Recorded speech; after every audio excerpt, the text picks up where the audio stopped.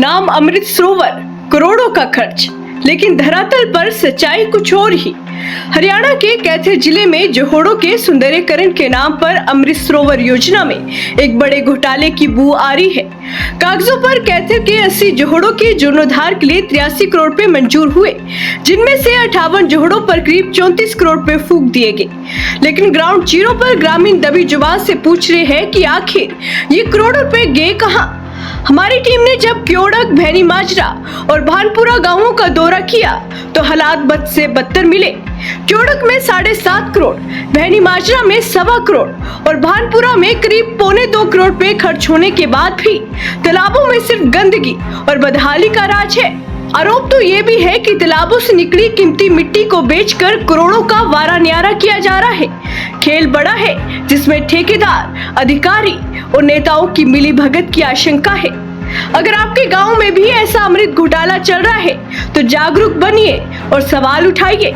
इस पूरे घालमेल पर एक्सीएन पंचायती राज अंकुर गर्ग का क्या कहना है, सुनिए जरा। ये अमृत सरोवर योजना कैथल के 80 गांवों के लिए थी सर, जिसमें से 58 गांवों में काम कंप्लीट हो चुका है, 7 गांवों में काम चल रहा है और 15 गांवों में काम स्टार्ट नहीं हुआ, क्योंकि वहाँ पे या तो पौंड का साइज़ कम हुआ या नॉट फिजिबल कर दिए गए आज के दिन। ये अमृत सरोवर स्कीम है, हरियाणा सरकार की सबसे इम्पोर्टेंट स्कीम है, जिस पे मुख्यमंत्री साहब भी इस टाइम पूरा जोर दे रहे हैं अभी गाँव के जोड़ ओवरफ्लो ना हो और उसमें गंदा पानी ना आए। तो इसके लिए हमारा पंचायती राज विभाग पौंड अथॉरिटी के थ्रू काम करता है। इसका सभी पौंड का सर्वे पौंड अथॉरिटी द्वारा करवाया गया है।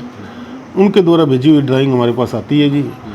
ये 4 फेज़ का प्रोजेक्ट है, फेज़ 1, फेज़ 2, फेज़ 3, फेज़ 4। तो इसमें पौंड अथॉरिटी जिस पौंड की हमें ड्राइंग भेजती है उसका हम एस्टिमेशन सरकार को भेज देते हैं और उसका फंड आने के बाद थ्रू टेंडर उसका हम काम एग्जीक्यूट कराते हैं।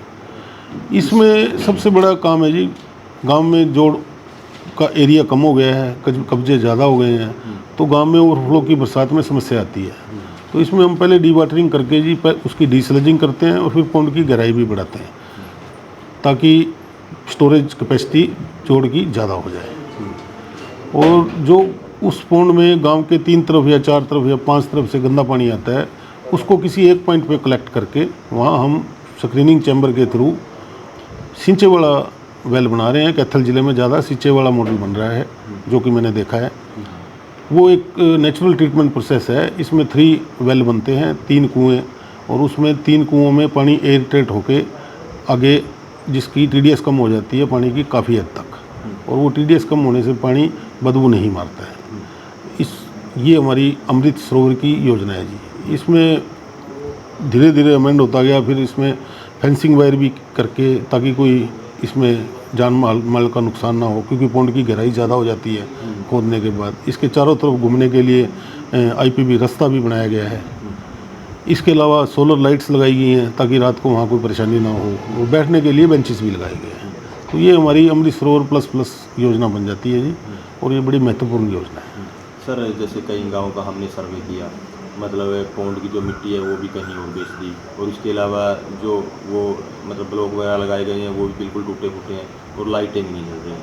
तो ठेकेदार की क्या कुछ जिम्मेवारी? इसमें डीएलपी पीरियड होता है, कॉन्ट्रैक्टर का, एजेंसी का 3 साल का डीएलपी पीरियड है। अगर आपके संज्ञान में ऐसा कोई मामला है तो मेरे संज्ञान में ले आओ, मैं उसकी विजिट कर लूँगा, मैं खुद भी कर लूँगा जी। अगर ऐसी कहीं कोई समस्या है तो हमारे कॉन्ट्रैक्टर 3 साल के डीएलपी पीरियड में है। अगर उनका डीएलपी पीरियड पड़ा है तो उनसे ऑपरेशन एंड मेंटेनेंस उनकी है, वो करवाई जाएगी।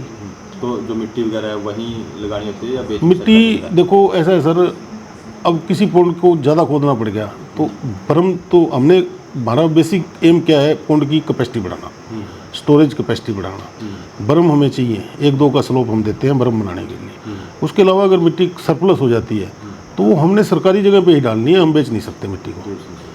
उसका बेचने का एक प्रोसेस है। उसके लिए अगर कहीं बेचने की ज़रूरी है, कहीं हमारे पास गवर्नमेंट की लैंड अवेलेबल नहीं है, तो थ्रू हेडक्वार्टर हमें वो केस भेजना पड़ता है। वो रेट निर्धारित होते हैं, और रेट निर्धारित होने के बाद उसके बाद का प्रोसेस है। लेकिन वो अभी तक हमने कहीं भी नहीं किया है, ना ही हमने कोई मिट्टी बेचने का काम किया है। कैथल जिले का मैं अभी नया आया हूँ, मुझे इतना पता नहीं है ज्ञान, लेकिन ऐसा हमारी स्कीम में नहीं है। We cannot sell the earth. Sir जैसे इसका बजट बता सकते हो, जैसे केवड़ा गांव, भानपुरा और भैणी माता 3-4 मेरे पास लिस्ट अवेलेबल है, मैं आपको लिस्ट अवेल करा दूंगा सारी। मेरे पास लिस्ट अवेलेबल है, हर पॉइंट की अलग अलग सेंक्शन है, हर चीज़ की अलग अलग सेंक्शन है, एडमिनिस्ट्रेटिव अप्रूवल है सरकार द्वारा दी गई है, उसमें एक्सपेंडिचर भी है।